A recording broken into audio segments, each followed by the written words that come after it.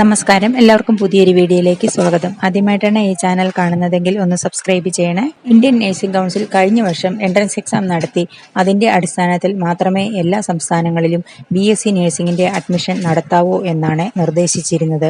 കഴിഞ്ഞ വർഷം കർണാടകയിൽ മാത്രമാണ് എൻട്രൻസ് എക്സാം നടത്തിയത്. കേരളം ഉൾപ്പെടെ പല സംസ്ഥാനങ്ങളും എൻട്രൻസ് എക്സാം നടത്തിയില്ല.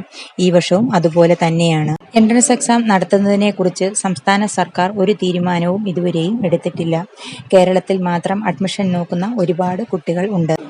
കഴിഞ്ഞ വർഷം തന്നെ ഈ വർഷം മുതൽ എൻട്രൻസ് എക്സാം ഉണ്ടാകും എന്നുള്ള അറിയിപ്പ് ഉണ്ടായതിനെ തുടർന്ന് ഒരുപാട് കുട്ടികൾ BSc നഴ്സിംഗ് എൻട്രൻസ് എക്സാമിന് വേണ്ടിയുള്ള കോച്ചിങ് ക്ലാസ്സുകളിൽ അഡ്മിഷൻ എടുക്കുകയും ചെയ്തിട്ടുണ്ട്. എൻട്രൻസ് എക്സാം ഏത് ഏജൻസിയെ ഏൽപ്പിക്കണം, എക്സാം ഉണ്ടോ എന്നതിനെ കുറിച്ചൊന്നും ഒരു തീരുമാനവും ഇതുവരെയും ഉണ്ടായിട്ടില്ല. എൻട്രൻസ് എക്സാം നടത്തി അതിന്റെ മാർക്കിന്റെ അടിസ്ഥാനത്തിൽ വേണം അഡ്മിഷൻ നടത്താൻ. അങ്ങനെ അല്ലാതെ നടത്തുന്ന കോഴ്സുകൾക്ക് അംഗീകാരവും അതുപോലെ ആ സർട്ടിഫിക്കറ്റുകൾക്ക് രജിസ്ട്രേഷനും നൽകില്ല എന്ന് ഇന്ത്യൻ നഴ്സിംഗ് കൗൺസിൽ കഴിഞ്ഞ വർഷം അറിയിച്ചിരുന്നു. 2023 വരെ +2 ഫിസിക്സ്, കെമിസ്ട്രി, ബയോളജി എന്നിവയുടെ മാർക്കിന്റെ അടിസ്ഥാനത്തിൽ ആണ് BSc നഴ്സിംഗിന്റെ അഡ്മിഷൻ നടത്തിയത്. കേരളത്തിലെ 155 കോളേജുകളിൽ LBS വഴിയാണ് അഡ്മിഷൻ നടത്തിയത്. 14 ഗവൺമെന്റ് കോളേജുകളിലെയും സീറ്റ് മുഴുവനും LBS വഴി തന്നെയാണ് അലോട്ട്മെന്റ് വഴി അഡ്മിഷൻ നടത്തിയത്. 14 ഗവൺമെന്റ് കോളേജുകൾ ഒഴിച്ച് ബാക്കിയുള്ള 141 മാനേജ്മെന്റ് കോളേജുകളിലെയും മുഴുവൻ സീറ്റുകളിൽ പകുതി സീറ്റുകൾ മാത്രമാണ് LBS വഴി അഡ്മിഷൻ നടത്തിയത്. ബാക്കിയുള്ള പകുതി സീറ്റുകൾ PNC MAC, AMC, FNCK എന്നീ അസോസിയേഷനുകൾ വഴിയും CPAS എന്ന ഗവൺമെന്റ് അണ്ടർടേക്കിംഗ് ആയിട്ടുള്ള സ്ഥാപനം വഴിയുമാണ് അഡ്മിഷൻ നടത്തിയത്. PNC MAC, AMC, FNCK, CPAS എന്നീ അസോസിയേഷനുകൾ പ്രത്യേകം റാങ്ക് ലിസ്റ്റ് തയ്യാറാക്കി അഡ്മിഷൻ നടത്തിയത്. കൂടാതെ മാനേജ്മെന്റ് കോളേജുകളിൽ പല കോളേജുകളും അവർ നേരിട്ട് അഡ്മിഷൻ നടത്തിയിട്ടുണ്ട്. പല കോളേജുകളും കുട്ടികളിൽ നിന്ന് ഡൊണേഷനും വാങ്ങിയിരുന്നു.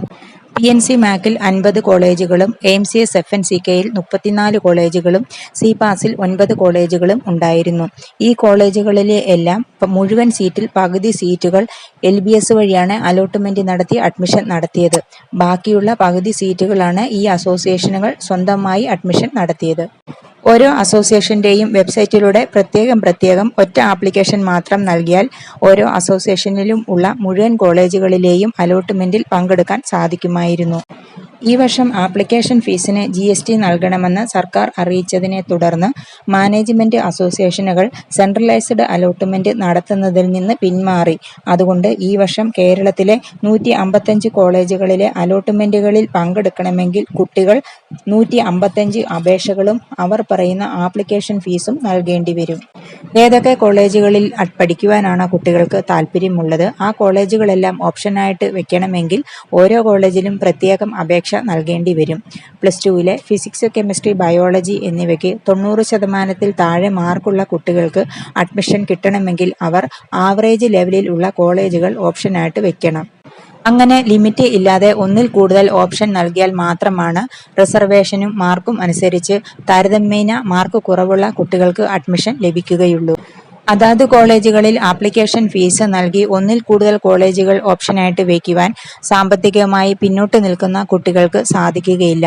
എൻട്രൻസ് എക്സാം നടത്താതെ വരുമ്പോൾ അത് സാമ്പത്തികമായി പിന്നോട്ട് നിൽക്കുന്ന കുട്ടികളെയാണ് ബാധിക്കുന്നത്. ഇന്ത്യൻ നഴ്സിംഗ് കൗൺസിലിന്റെ നിർദ്ദേശം പാലിക്കാതെ അഡ്മിഷൻ നടത്തിയാൽ അത് കുട്ടികളുടെ ഭാവിയെ ബാധിക്കുകയും ചെയ്യും. സെൻട്രലൈസ്ഡ് അലോട്ട്മെന്റ് അല്ല എങ്കിൽ സെപ്പറേറ്റ് ആപ്ലിക്കേഷൻ ഫീസ് നൽകി അപ്ലൈ ചെയ്യാൻ സാധിക്കാതെ ഒരുപാട് കുട്ടികളുടെ പഠനം മുടങ്ങുകയും ചെയ്യും. മാർക്കിന്റെയും റിസർവേഷന്റെയും അടിസ്ഥാനത്തിൽ ഇന്ത്യൻ നഴ്സിംഗ് കൗൺസിലിന്റെ നിർദ്ദേശം പാലിച്ചുകൊണ്ടുള്ള അഡ്മിഷൻ ആണ് ഉണ്ടാകേണ്ടത്. BSc നഴ്സിംഗിന്റെ എൻട്രൻസ് എക്സാം കോച്ചിങ്ങിൽ പങ്കെടുക്കുന്ന കുട്ടികളും ഉണ്ട്. എല്ലാവർക്കും ബുദ്ധിമുട്ട് ഉണ്ടാകാത്ത ഒരു തീരുമാനമാണ് സംസ്ഥാന സർക്കാർ എടുക്കേണ്ടത്. വീഡിയോ എല്ലാവർക്കും ഇഷ്ടപ്പെട്ടു എന്ന് വിചാരിക്കുന്നു. നിങ്ങളുടെ അഭിപ്രായങ്ങളും സംശയങ്ങളും ഒക്കെ കമന്റിൽ പറയണേ. അടുത്ത ഒരു വീഡിയോ ആയിട്ട് വരുന്നത് വരെ ബൈ.